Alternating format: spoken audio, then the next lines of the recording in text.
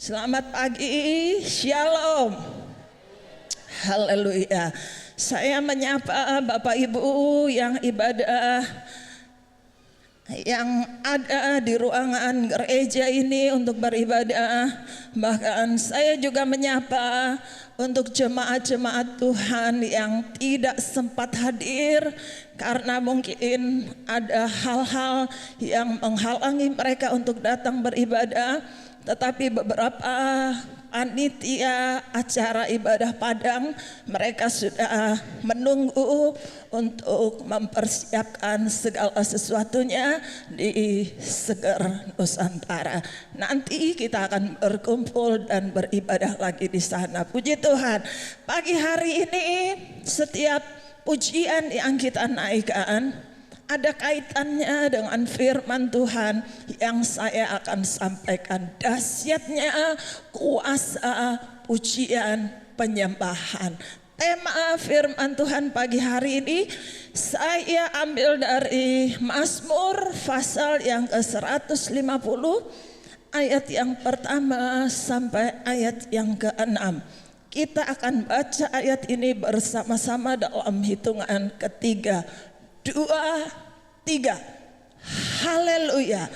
Pujilah Allah dalam tempat kudusnya, pujilah Dia dalam cakrawalanya yang kuat.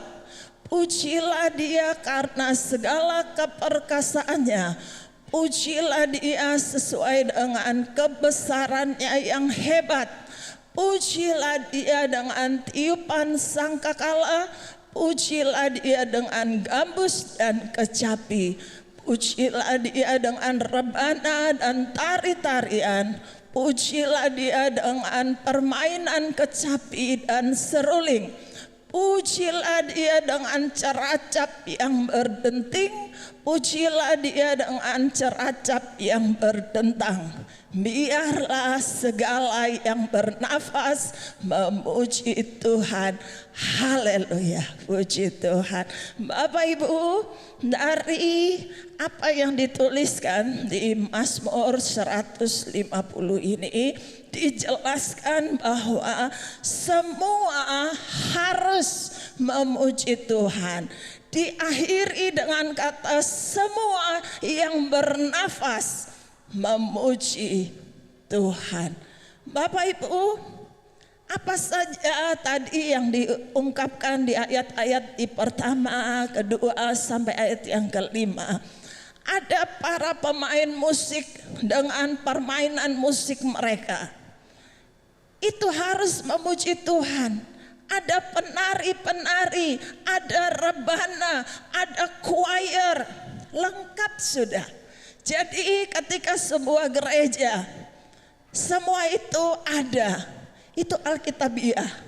Memang semua permainan musik, bahkan semua tari-tarian kita harus berikan hanya untuk Tuhan. Bapak Ibu, saya mau katakan bahwa pujian penyembahan itu adalah salah satu hal yang sangat menyenangkan hati Tuhan. Tuhan menciptakan kita untuk apa? Untuk menjadi umat-umat pemuji dan penyembah. Di dalam kitab Wahyu, di situ dituliskan beberapa ayat, saya tidak akan bacakan. Di Wahyu pasal yang kelima, ayat yang ke-6, ayat 11 sampai 14, bahwa semua yang ada di surga sujud memuji menyembah Allah. Jadi Bapak Ibu, pujian penyembahan itu memang ada dan menjadi satu gaya hidup. Kalau kita yang Tuhan masih izinkan ada di muka bumi ini, kita harus latih. Kita harus latih hidup kita ini menjadi pemuji dan penyembah bagi Tuhan kita. Sebab kalau Bapak Ibu rindu engkau ke surga, maka kita harus latih dari sejak kita di dunia ini. Kalau kita di dunia ini tidak suka memuji Tuhan, kita nggak suka menyembah Tuhan, saya khawatir kita nanti tidak akan sampai ke sana. Sebab di sana itulah yang kita lakukan. Kerajaan Allah bukan soal makan minum, bukan soal kawin mengawinkan. Mungkin ada beberapa orang-orang yang punya kepercayaan seperti itu. Nanti di surga akan menikmati pesta yang secara daging. Tetapi Bapak Ibu, saya mau katakan, sebagai anak-anak Tuhan, kita harus tahu bahwa di surga itu adalah tempatnya kita hanya bersuka cita, memuji dan menyembah Tuhan. Karena itu harus latihan dari sekarang. Kalau saat ibadah diajak memuji menyembah, ayo latih hidupmu. Jangan kita males memuji Tuhan. Jangan kita cuman berpikir saya datang waktu firman Tuhan saja, saya nggak suka nyanyi, saya nggak suka doa. Jangan Bapak Ibu, sebab sekali lagi saya katakan latihan kita itu sekarang. Supaya nanti ketika kita sampai di surga kita nggak kaku lagi, kita nggak kayak orang bingung apa ini. Karena memang kita diciptakan oleh Tuhan untuk menjadi umat pemuji dan penyembah.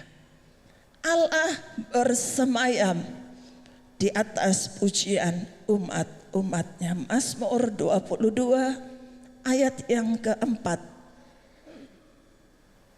Mazmur 22 ayat yang keempat dikatakan di sana bahwa ayat yang keempat sebelumnya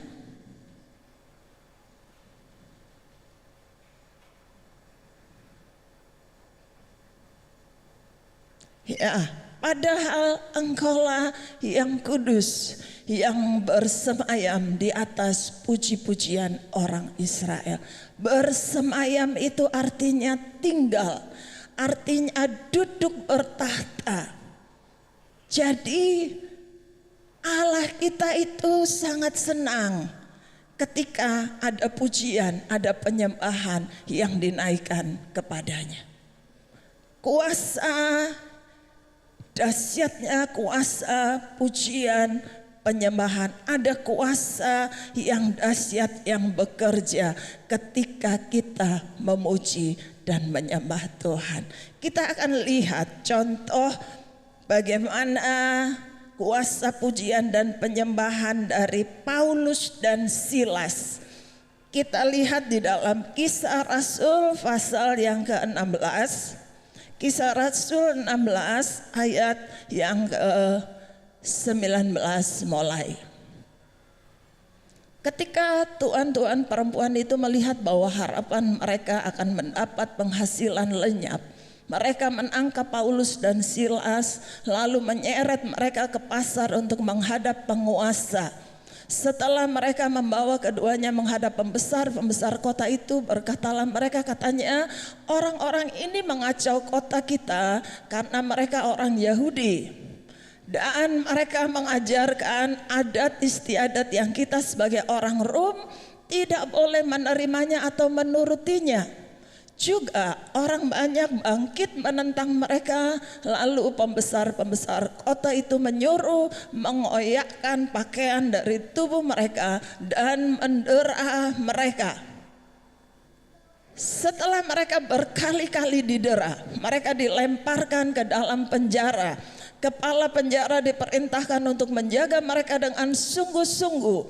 Sesuai dengan perintah itu, kepala penjara memasukkan mereka ke ruang penjara yang paling tengah dan membelenggu kaki mereka dalam pasungan yang kuat. Tetapi kira-kira tengah malam, Paulus dan Silas berdoa dan menyanyikan puji-pujian kepada Allah, dan orang-orang hukuman lain mendengarkan mereka.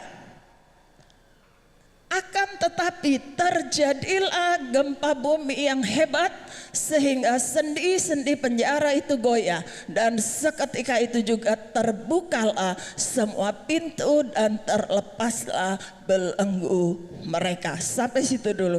Bapak Ibu, dahsyatnya kuasa pujian penyembahan. Saya berikan contoh dari Paulus dan Silas. Jadi dikisahkan bagaimana Paulus dan Silas ada di kota Filipi. Mereka memberitakan Injil, mereka menyampaikan tentang nama Yesus. Dan ada orang-orang yang merasa dirugikan. Karena apa? Karena mereka tidak mendapat keuntungan lagi dari seseorang yang sudah dilepaskan dari kuasa kegelapan. Nah, Bapak Ibu, sehingga mereka membawa Paulus dan Silas kepada pembesar-pembesar kota. Diadililah mereka, difitnahlah mereka, dikatakan mereka ini pengacau kota. Akhirnya Paulus dan Silas dibawa, dimasukkan ke penjara. Penjara yang paling tengah. Jadi ke tempat yang gak mudah untuk dia bisa kabur, mungkin begitu maksudnya. Sudah di dalam penjara, masih dibelenggu. Kayak orang itu dipasung, ya, kaki tangannya dipasung, dibelenggu. Bapak Ibu, dahsyatnya kuasa pujian penyembahan. Yang pertama, ada 3 hal yang Tuhan kerjakan saat Paulus dan Silas memuji dan menyembah Tuhan. Yang pertama, mengalami kuasa mujizat Tuhan. Tadi dikatakan ketika tengah malam mereka memuji Tuhan. Mereka berdoa di ayat yang ke-26. Di ayat yang ke-26, akan tetapi terjadilah gempa bumi yang hebat sehingga sendi-sendi penjara itu goyah, dan seketika itu juga terbukalah semua pintu dan terlepaslah belenggu mereka. Paulus dan Silas boleh dibelenggu kaki dan tangannya, tetapi itu tidak bisa membungkam mulut mereka untuk mereka memuji dan menyembah Allah. Situasi penjara tidak bisa membuat mereka menjadi patah semangat. Mereka tidak berpikir, ya sudah selesai, sudah hidup saya. Tidak. Tetapi Paulus dan Silas, mereka terus memuji dan menyembah Tuhan. Situasi apapun, situasi buruk, situasi baik, saat diberkati, saat rugi, seharusnya sebagai anak-anak Tuhan kita tetap memuji dan menyembah Dia. Karena kalau itu kita lakukan, kita akan mengalami kuasa mujizat Tuhan. Yang percaya katakan amin. Kalau Bapak Ibu mungkin pernah mengalami kisah nyata dari hidupmu, saya percaya orang-orang yang suka memuji dan menyembah Tuhan, mereka banyak mengalami mujizat pertolongan Tuhan hanya ketika memuji dan menyembah Tuhan. Saudara, kalau saudara lagi sumpek, kalau saudara lagi dihadapkan dengan masalah, jangan saudara panik, jangan saudara nyalahkan kanan, nyalahkan kiri, nyalahkan muka, nyalahkan belakang. Itu bukan solusi, Bapak Ibu. Tapi kalau engkau ingin mengalami kuasa mujizat Tuhan, rasa-rasanya hidupku terbelenggu, rasa-rasanya beban ini begitu berat, datang kepada Tuhan, puji dan sembah Dia. Engkau akan mengalami kuasa mujizat Tuhan. Ini yang dialami oleh Paulus dan Silas. Yang kedua, Yang kedua, saat Paulus dan Silas memuji dan menyembah Tuhan. Yang kedua, itu adalah pernyataan iman yang menjadi kesaksian. Ayat 25, tetapi kira-kira tengah malam Paulus dan Silas berdoa dan menyanyikan puji-pujian kepada Allah, dan orang-orang hukuman lain mendengarkan mereka. Orang-orang hukuman lain mendengarkan. Ya. Jadi ketika kita memuji dan menyembah Tuhan, itu adalah pernyataan iman kita yang bisa menjadi kesaksian bagi banyak orang. Apalagi kalau orang yang belum kenal Tuhan. Ini yang terjadi di dalam penjara yang memenjarakan Paulus dan Silas. Mungkin tahanan-tahanan yang lain itu heran. Mungkin mereka berpikir, orang ini orang baru, orang yang baru dimasukkan barusan dengan tubuh yang penuh luka-luka. Bapak Ibu, tadi ditulis didera, artinya apa? Mungkin sudah dipukulin dengan tubuh yang penuh luka. Itu tidak membuat mereka, akhirnya mereka berdiam diri, mereka menyerah, mereka enggak berbuat apa-apa. Tetapi Paulus dan Silas menyatakan pernyataan imannya, dan itu disaksikan oleh banyak orang. Dan itu menjadi kesaksian Bapak Ibu.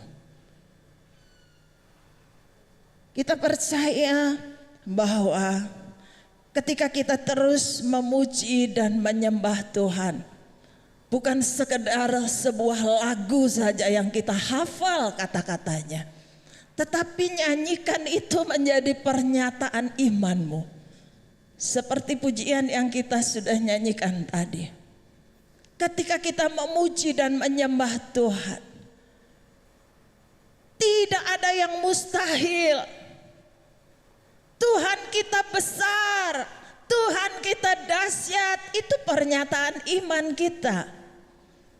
Dan itu bisa menjadi kesaksian bagi orang lain yang mendengarkannya. Puji Tuhan. Yang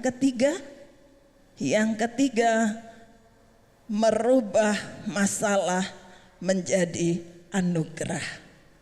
Merubah masalah menjadi anugerah. Ketika Paulus dan Silas di tengah keadaannya yang rasanya gak enak, gak nyaman, dibelenggu, di penjara, tubuhnya sakit semua, habis didera.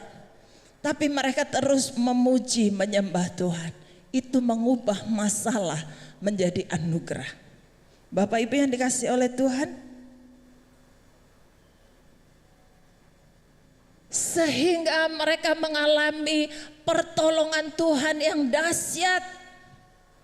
Sehingga mereka dilepaskan, kuasa pujian dan penyembahan itu membuat terjadi gempa bumi sampai belenggu-belenggu mereka terlepas. Dan terlebih lewat apa yang mereka lakukan, ada orang lain yang diselamatkan. Mereka melihat, wow, luar biasa Tuhannya Paulus dan Silas. Hanya lewat pujian, hanya lewat memuji dan menyembah, mereka mengalami lawatan Tuhan. Bapak Ibu yang dikasihi oleh Tuhan, sehingga kepala penjara itu pun terima Tuhan Yesus, beri hidupnya untuk dibaptis. Ini loh Bapak Ibu. Jadi jangan remehkan pujian dan penyembahan. Sekali lagi, jangan pernah meremehkan kuasa pujian dan penyembahan. Kita akan melihat dahsyatnya ketika kuasa pujian dan penyembahan yang kita naikkan dengan sungguh-sungguh itu dapat menggetarkan surga. Haleluya. Bapak Ibu yang dikasihi oleh Tuhan, kita percaya bahwa Allah kita hidup, Allah kita berkuasa, Allah kita luar biasa. 2 Tawarikh 20 ayat 21. 2 Tawarikh 20 ayat 21 bisa ditampilkan ya. Setelah ia berunding dengan rakyat, ia mengangkat orang-orang yang akan menyanyi nyanyian untuk Tuhan dan memuji Tuhan dalam pakaian kudus yang semarak. Pada waktu mereka keluar di muka orang-orang bersenjata sambil berkata, nyanyikanlah nyanyian syukur bagi Tuhan, bahwasanya untuk selama-lamanya kasih setianya. Ketika mereka mulai bersorak-sorai dan menyanyikan nyanyian pujian, lihat Bapak Ibu, dibuat Tuhanlah penghadangan terhadap Bani Amon dan Moab dan orang-orang dari pegunungan Seir yang hendak menyerang Yehuda sehingga mereka terpukul kalah. Lalu Bani Amon dan Moab berdiri menentang penduduk pegunungan Seir, hendak menumpas dan memunahkan mereka. Segera sesudah mereka membinasakan penduduk Seir, mereka saling membunuh. Bapak Ibu lihat, hanya lewat pujian dan penyembahan mereka mengalami kemenangan. Tuhan yang melakukan penghadangan, Tuhan yang berperang ganti kehidupan bangsa Israel, sehingga mereka gak perlu susah-susah melawan musuh bangsa Amon, bangsa Moab. Hanya dengan memuji dan menyembah, Tuhan sendiri yang melakukan penghadangan, Tuhan sendiri yang membela, sehingga musuh itu akhirnya saling bunuh-bunuhan. Dahsyat ya, dahsyat loh Bapak Ibu, kuasa pujian penyembahan itu dahsyat banget. Kita hanya menjadi penonton, Tuhan yang berperang ganti kehidupan kita. Puji Tuhan. Sekali lagi saya katakan, jangan remehkan pujian penyembahan. Mari mulai belajar gaya hidup memuji dan menyembah Tuhan itu. Miliki waktu-waktu tertentu, Bapak Ibu, di rumah, di mana saja, di kantor, di tempat kerja. Bapak Ibu, kalau kita ngikuti kesibukan kita pasti kurang. 24 jam rasanya kurang. Tapi itu semua harus kita yang ngatur. Ada saat-saat di mana kita harus, hubunganmu dengan Tuhan itu harus terus. Ada waktu engkau harus, Tuhan terima kasih berkat-Mu, kekuatan-Mu yang engkau beri buat aku dan keluarga. Itu adalah sebuah pujian, pernyataan iman kita kepada Tuhan kita. Bapak Ibu yang dikasihi oleh Tuhan, pujian penyembahan dahsyat. Kuasanya akan nyata atas kehidupan orang-orang yang sungguh-sungguh mengasihi Dia. Ada satu kalimat di bagian akhir, pujian penyembahan mungkin belum mengubah situasi yang terjadi dalam hidup kita, tetapi pujian penyembahan dapat mengubah sikap hati kita. Saya tertarik dengan kalimat ini ketika saya merenungkan firman Tuhan. Sekali lagi saya menghimbau jemaat Tuhan, hiduplah selalu dalam pujian dan penyembahan, sebab dahsyat kuasa dari pujian penyembahan itu. Mungkin engkau sudah melakukannya, engkau berkata, tapi masalahku belum selesai. Aku sudah menjadi seorang pemuji penyembah, tapi situasi yang aku alami masih seperti kemarin-kemarin. Mungkin belum mengubah situasimu, tetapi ketika engkau menjadi seorang pemuji dan penyembah, engkau akan diubahkan sikap hatimu. Engkau akan menjadi orang yang lebih, Tuhan terima kasih.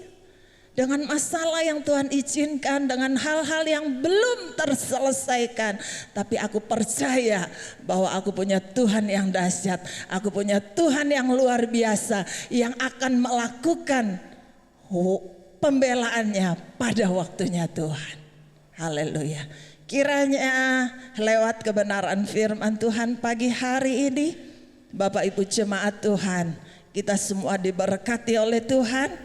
Kita mau menjadi pemuji dan penyembah-penyembah Tuhan, sebab kita tahu ada dahsyat kuasa dari ujian dan penyembahan itu. Haleluya. Kita akan berdoa. Saya mengundang Bapak Ibu untuk bangkit berdiri. Kita akan bersyukur untuk firman Tuhan yang kita terima pagi hari ini. Yesus, kau sungguh baik. Yesus, namamu indah. Aku mau memuji dan menyembah Engkau selalu.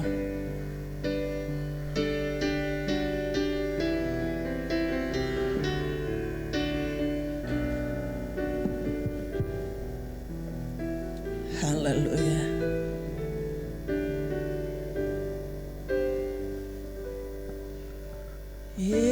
Yesus, kau sungguh baik. Yesus, namamu indah. Yesus, ku cinta kau selalu. Ku tinggikan, ku agungkan selamanya. Yesus,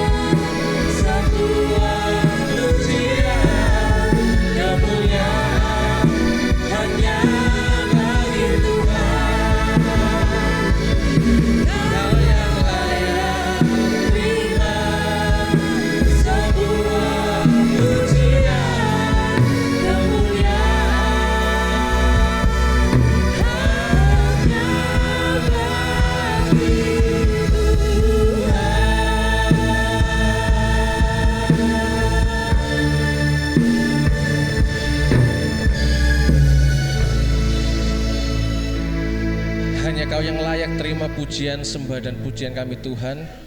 Hanya Kau layak Tuhan. Terima kasih Tuhan Yesus, Kau telah menguatkan kami Tuhan pada pagi hari ini. Kau telah mengajarkan kami Tuhan betapa pentingnya pujian penyembahan. Karena itu adalah senjata utama kami Tuhan, menguatkan kami sendiri dan mendekatkan kami kepadamu Tuhan Yesus. Kiranya Tuhan, jamah setiap hati umat-Mu di tempat ini Tuhan, supaya selalu rindu dan haus untuk memuji dan menyembah-Mu Tuhan. Karena kami percaya Tuhan, Engkau hadir di setiap pujian penyembahan kami Tuhan. Meskipun bukan dengan suara yang bagus, meskipun bukan dengan musik yang indah Tuhan, tapi kami percaya dengan hati yang tulus Engkau mendengarkan semua ucapan doa kami Tuhan. Terima kasih Tuhan, kuatkan kami semua di tempat ini Tuhan.